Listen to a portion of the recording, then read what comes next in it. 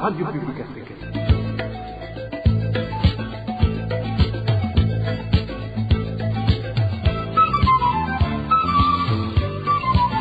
Radio Publique Africaine.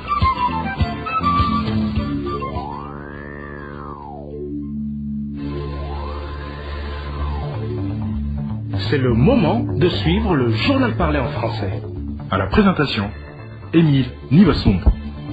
Bonsoir et bienvenue dans le journal du 9 septembre 2023. Voici les principaux titres. La Ligue ITEC, préoccupée par le non-respect des quotas ethniques dans différentes institutions du pays, le CNDD, FDD et l'ethnie Hutu seraient aussi favorisés dans les postes techniques. Vous suivrez tout à l'heure le président de cette organisation. La pénurie d'eau potable signalée à Gatunguru, les habitants de ce quartier de la commune Mutimbuzi utilisent souvent l'eau des caniveaux. Les détails à suivre au début du journal. Et l'émission de la synergie des médias au cœur de la société revient sur la récente décision des pays de l'East African Community de prolonger de 3 mois le mandat de la force armée de la région. Voilà pour le sommaire. Les détails, c'est tout de suite.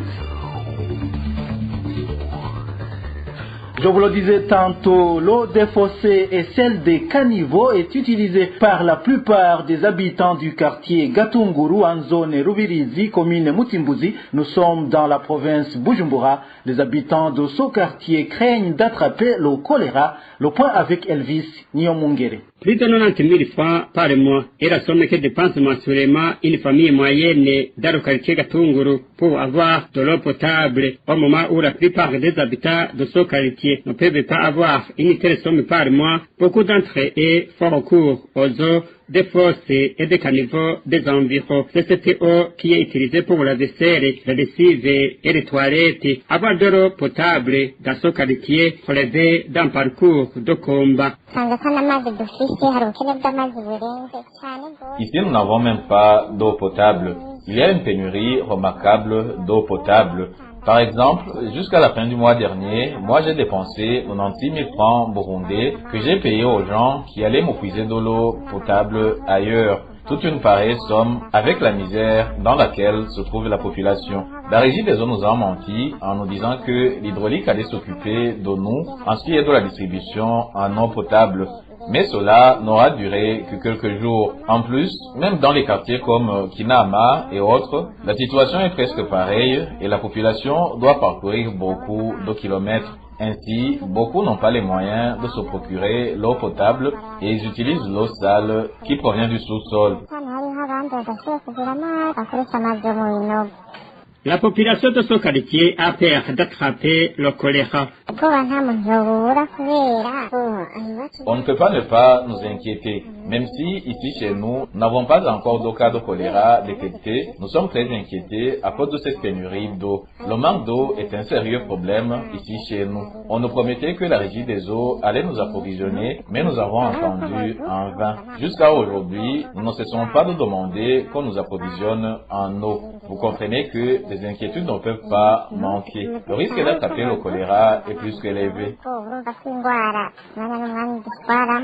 Le quartier Gatunguru n'est pas loin de la zone Gihosha, l'une des localités qui figure sur la liste des localités atteintes par l'épidémie de choléra selon le ministère de la Santé et de la lutte contre le sida. À ce propos, nous n'avons pas encore pu joindre le service chargé de communication à la régie des eaux. La localité de Vianda Sud, en commune Vianda, nous sommes cette fois dans la province Bururi, vient de passer plus de 2 semaines sans électricité. Cela a été causé par les feux de brousse qui ont emporté des poteaux électriques. Les habitants de Vianda font savoir que les conséquences sont énormes. Les détails avec Eric Nyonzima. La commune Vianda de la province Bururi fait face aux feux de brousse. Ces feux de brousse causent beaucoup de dégâts. Hormis des forêts, ces feux de brousse ont endommagé également des infrastructures publiques. C'est comme exemple des poteaux électriques de la régie des eaux brûlés et tombés. Pour le moment, la localité au sud de la commune Vianda n'a pas de courant électrique. Ça fait des semaines que nous n'avons pas de courant électrique. Également à Kaganza, il n'y a pas de courant électrique. Les moulins ne sont sont pas en train de fonctionner. Avant ce problème, les habitants faisaient montrer 1 kilo de grès pour 100 francs. Mais maintenant, ils sont obligés de payer 1 kilo pour 150 francs parce que les moulins qui fonctionnent actuellement utilisent du carburant. Les citoyens étaient habitués à éclairer les maisons ou boutiques en utilisant l'électricité, mais ce n'est pas le cas aujourd'hui. Cela perturbe les activités commerciales. La communication a également été perturbée par cette situation de manque de courant électrique. L'antenne de Kaberenge fonctionne grâce au courant électrique, mais pour le moment, elle ne fonctionne sporadiquement puisqu'on doit utiliser du carburant qui est aujourd'hui rare. Alors, comme l'antenne ne fonctionne pas, il n'y a pas de raison et donc le téléphone portable ne fonctionne pas. Les habitants de la localité affectée de la commune de Vianda demandent l'intervention de la Régie des eaux pour la réhabilitation des poteaux tombés. Alexis Chimilman, administrateur de la commune de Vianda, indique qu'il n'est pas au courant de ce problème. Rendons-nous à présent à Ngozi, où les habitants de cette province qui demandent un branchement électrique pour éclairer leur domicile indiquent que la Régie des eaux leur fait payer les fils électriques mais qu'ils ne les reçoivent jamais. Ces habitants de Ngozi ajoutent que non seulement ils paient la totalité du devis, mais que le chef du centre exige aussi un pot de vin. Marie-Ange Irakozé nous en dit plus. Les habitants de la province Ngozi, ayant déjà payé tout le nécessaire à la Régie des eaux depuis décembre dernier pour le raccordement électrique qui leur permettra d'acheminer de l'électricité jusqu'à leur domicile, n'ont toujours pas eu gain de cause. La raison invoquée par ces habitants est que le chef du centre de distribution de l'électricité dans la région nord leur sort à chaque fois que les câbles ne sont pas encore disponibles. Ceux qui ont déjà reçu de l'électricité chez eux sont seulement ceux-là qui ont accepté de jouer le jeu. Dans ce cas, tu vas à la Régie des eaux pour demander l'avancement du dossier. On te répond que seuls les compteurs sont disponibles. Et là, tu dois choisir d'abandonner à tout jamais le câble que tu as payé. Par la suite, ces câbles sont mis sur le marché et tu vas t'acheter le même câble sur le marché. C'est donc de cette manière que nous sommes volés, car si tu n'as pas de l'argent pour aller t'acheter un autre câble, c'est fini pour toi. C'est aussi une astuce utilisée par le chef du centre de la région nord du nom de Franck Burundi pour pouvoir les soutirer de l'argent, affirment ses habitants. Selon notre source, les personnes qui ont reçu l'électricité sont ceux qui ont accepté d'abandonner l'argent destiné à l'achat des câbles électriques, explique notre source. Franck Burundi, chef du centre de distribution d'électricité dans la région nord, va jusqu'à demander du pot de vin pour donner l'accord de raccordement à toute personne qui a terminé de payer l'argent exigé. Vous comprenez donc que le câble est payé 2 fois. En plus de ça, tu es exigé de donner une somme de 100 000 au chef du centre nord du département de distribution d'électricité au sein de la Régie des eaux, qui servait de pont de vœux pour qu'il donne son accord. Mais également, tu dois payer pour la deuxième fois le technicien qui est venu t'installer cette électricité. Ces personnes affirment par ailleurs que ces câbles qu'elles paient mais qui n'arrivent jamais sont mis sur le marché par Franck Burundi et met l'argent dans sa poche. Elles demandent au directeur général de la Régie des eaux de suivre de près ce qui se passe dans la région nord et de redresser Franck Burundi pour le remettre sur le bon chemin. Contacté à ce propos par la rédaction de la RPA, Franck Burundi nous a écoutés, mais il n'a pas voulu s'exprimer là-dessus. Dans un instant, nous parlons gouvernance. RPA. Je vous le disais également en titre, la Ligue burundaise des droits de l'homme, ITECA, se dit préoccupée par la violation de l'accord d'Arusha en ce qui concerne les quotas ethniques au sein des différentes institutions du pays. Cela transparaît dans le rapport publié par la Ligue ITECA au cours de la semaine qui concerne la situation de la période 2021-2023.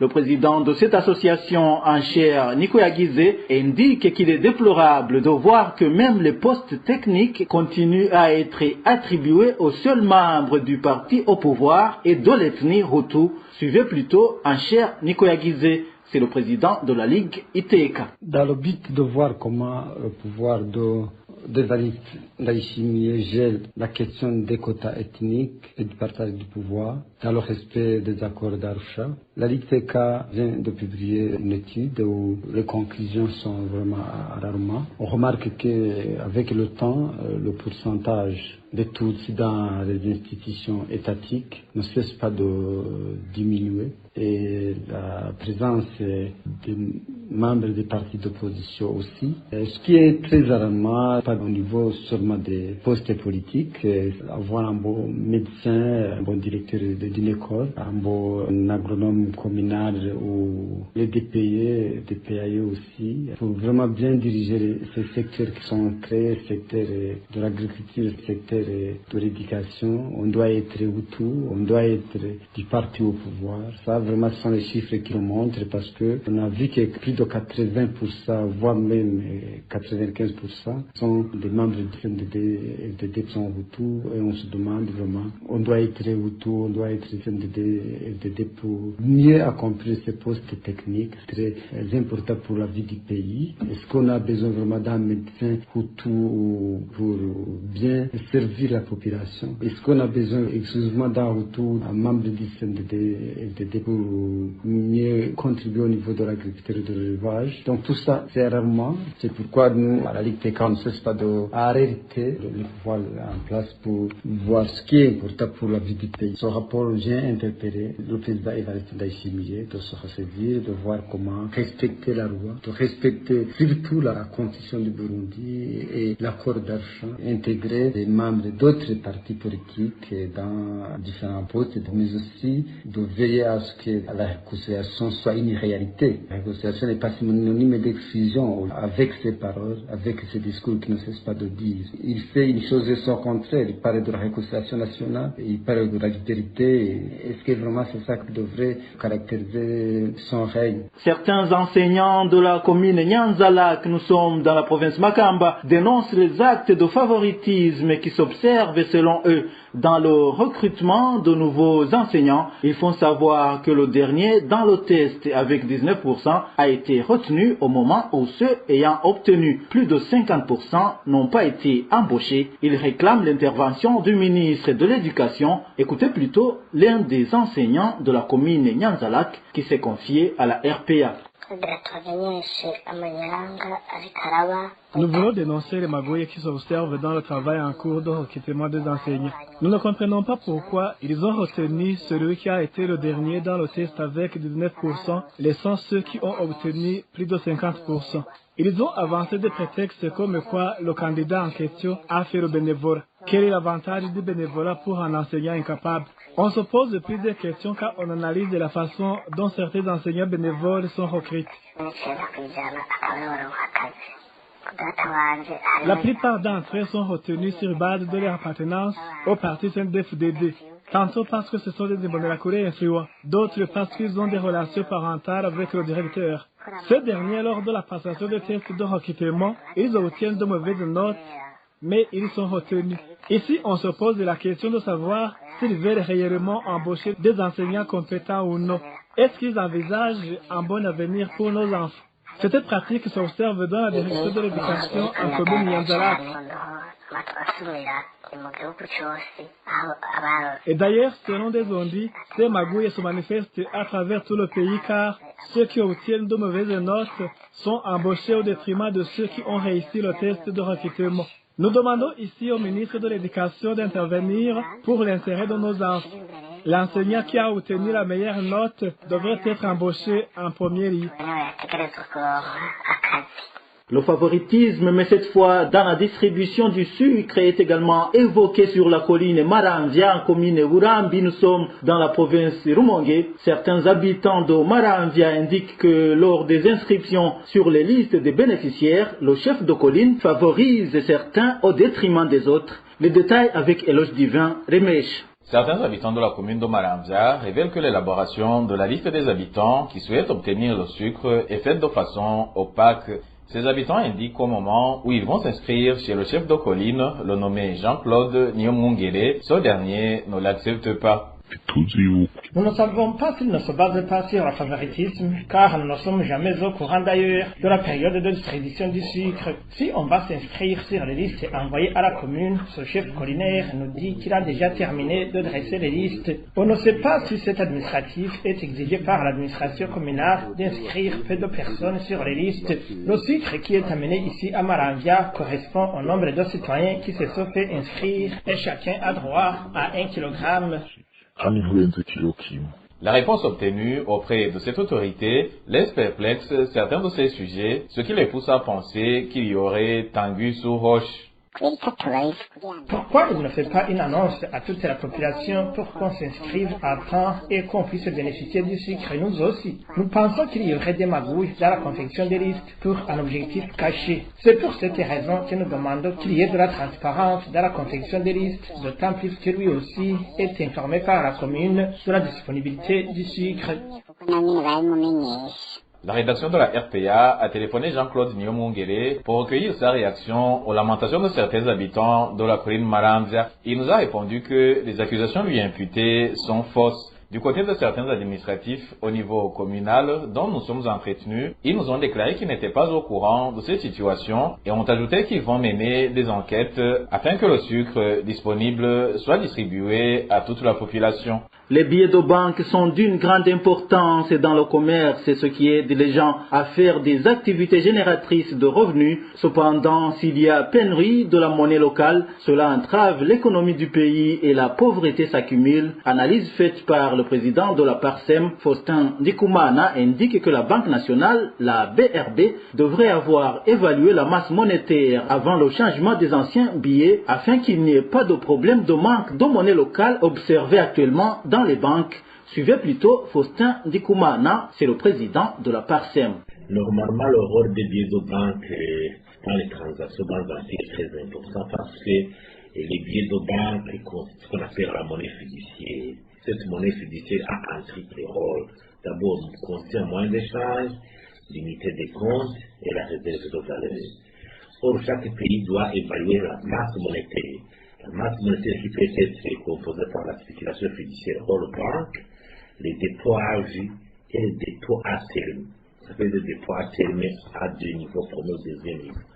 Au l'état actuel, les stratégies actuelles, dans un pays comme le Burundi où l'économie est en grande partie informelle, le taux de pauvreté est à environ 70%, les banques n'ont fait pas encore de services fiables et le taux de pénétration des banques est encore faible, la mobilité des gens n'est pas facile, la pollution est toujours, et là elle n'est pas combattue, il y a la mentalité des gens à la thésaurialisation.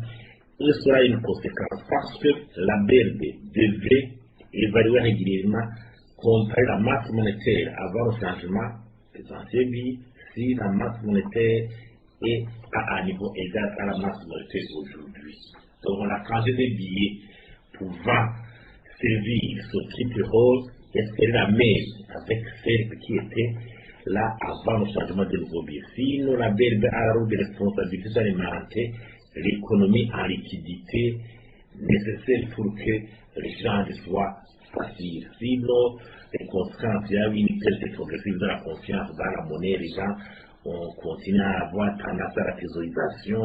Cela veut dire qu'il y a une éducation financière à faire, une sensibilisation au niveau des produits financiers. Comment le taux de pénétration bancaire peut s'étendre, comment améliorer les services du secteur bancaire. Dans un instant, c'est la seconde partie du journal. RPA.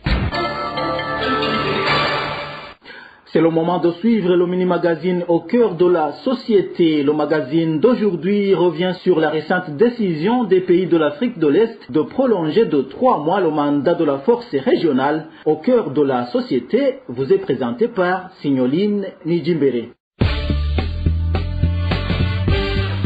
Au cœur de la société. Au cœur de la société est une émission de tous les samedis, préparée en synergie par les radios Inzamba Agatekakawe, Radio RPA Idouya Wanyagihugu, ainsi que la radio-télévision Renaissance. Le mandat de la force de l'EAC a été renouvelé mardi 5 septembre pour 3 prochains mois dans la province du Nord Kivu. Ce renouvellement a été décidé lors du 22e sommet des chefs d'État et gouvernement de l'EAC à Nairobi, au Kenya, et cela en dépit des critiques des autorités congolaises sur l'inefficacité de cette force à mettre fin à l'activisme des rebelles du M23. Cette force serait-elle efficace pour le retour à la paix en République démocratique du Congo? Quels sont les risques probables une fois que la crise perdure? Les réponses à toutes ces questions, c'est dans son mini-magazine Au cœur de la société de ce samedi 9 septembre 2023. À la présentation, vous êtes avec Signe Njimbele. Bienvenue. Cette nouvelle prolongation du mandat de la force de l'EAC pour les 3 prochains mois est due au progrès opérationnel réalisé par cette force, comme l'ont constaté les chefs d'État et de gouvernement qui étaient présents à Nairobi. N'est-ce pas, Emmanuel Niungeko? Selon le chef d'État et de gouvernement de l'EAC, depuis son déploiement, la force régionale a fait des progrès. Mais le communiqué du 5 septembre ne dit pas en quoi consiste ce progrès. Le Burundi, le Rwanda, la Tanzanie et le Sud-Soudan, représentés par leurs chefs d'État, ainsi que la RDC et l'Ouganda, représentés par leur premier ministre au 22e sommet, se sont félicités d'une contribution de $2 millions américains de la part de l'Union africaine. Au cours de ce 22e sommet extraordinaire, les chefs d'État ont décidé de prolonger de 3 mois, du 9 septembre au 8 décembre, le mandat de la force régionale. Lors de sa dernière visite à Kinshasa, Evariste Ndayishimiye, le chef de l'État burundais et président en exercice de l'EAC, avait affirmé que lui et son homologue Félix Tshisekedi se sont convenus que la question de l'usage de la force contre le M23 serait à l'ordre du jour au sommet suivant. Mais jusqu'à présent, rien n'indique que l'option de l'usage de la force contre le mouvement du 23 mars a été évoqué lors des débats de Nairobi. Il faut rappeler que dans ce processus de recherche de la paix et de sécurité dans la région des Grands Lacs en général et en République démocratique du Congo en particulier, les chefs d'État ont également exigé que les groupes armés étrangers basés en RDC déposent les armes et se rapatrient immédiatement dans leur pays d'origine. Cela n'a jamais été appliqué non plus. Ce sommet s'est tenu dans un contexte où les autorités congolaises contestent la présence de cette force régionale. Selon le gouvernement congolais, cette dernière ne sert à rien, allant jusqu'à réclamer son départ. Ces autorités lui reprochent de n'avoir pas délogé le mouvement rebelle M23 de ses positions, estimant qu'elle aurait dû user de la force pour ça. Pour l'homme politique burundais et président de la coalition de l'opposition Sefo Arusha, Frédéric Bamvuginyuvira, le prolongement du mandat de la force de l'EAC dans la province du Nord Kivu n'aura aucun impact sur les vraies questions autour de la crise en RDC. L'expérience a montré que ce Congo a bénéficié de l'appui de la force onusienne qui est là depuis plus de 20 ans. Mais aujourd'hui, tout le monde constate que rien n'a changé par rapport à l'insécurité qui prévalait avant la venue de cette force onusienne. Plus tard, je crois vers 2012, il est venu une autre force, la brigade onusienne, qui était composée par les Sud-Africains, les Malawites et les Tanzaniens. Et cette force était dirigée par le commandement tanzanien. Ils ont réussi quand même à faire taire les M23. Les M23 qui s'est dispersé vers le Rwanda, vers la région, vers l'Ouganda. Mais voilà qu'après se sont reconstitués. C'est cela qui a justifié l'intervention de l'East African Community vis-à-vis du M23, mais aussi des autres forces qui se proliféraient dans ce pays. Pour moi, ajouter, étendre cette période de 3 mois, je ne crois pas que ça puisse apporter quelque chose de nouveau, à moins qu'il y ait de nouvelles forces, à moins qu'il y ait une nouvelle méthodologie, à moins qu'il y ait fixation de nouveaux objectifs. En dehors de cela, s'ils continuent à travailler avec les mêmes méthodes, ils aboutiront aux mêmes résultats. Frédéric Bamvuginyuvira estime que la persistance de la crise dans la province du Nord Kivu en RDC aura toujours des impacts négatifs sur la sécurité des autres pays voisins. C'est le principe de vase communicant auquel on a affaire parce que ce qui se passe au Congo se répercute directement sur le Rwanda ou sur le Burundi. Les FDLR qui ont quitté le Rwanda pour se réfugier au Congo, ils tentent de rentrer dans leur pays et visiblement il a été affecté les relations bilatérales entre le Rwanda et le Burundi parce que le Rwanda accusait le Burundi de faciliter les FDLR pour qu'ils puissent rentrer au Rwanda. Et maintenant, la solution devrait être de convoquer une conférence internationale. Sinon, parce que la question est mal abordée, la solution ne vient pas, il faut réfléchir sur d'autres mécanismes pour que nous ayons la paix au Burundi, au Congo et au Rwanda. Vous venez d'entendre avec moi que la RDC n'aura pas de paix durable tant qu'il n'y aura pas la coordination des problèmes d'ordre politique, économique, social et historique dont elle est confrontée.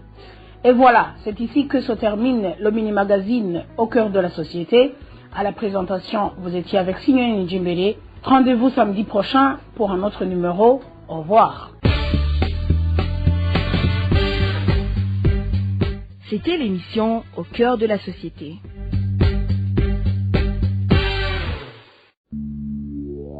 Voilà, c'est par ici que nous mettons un point final au journal du 9 septembre 2023. Merci à vous tous qui nous avez suivis à la présentation. C'était Émile Nibasumba. Bon week-end à vous tous. Au revoir.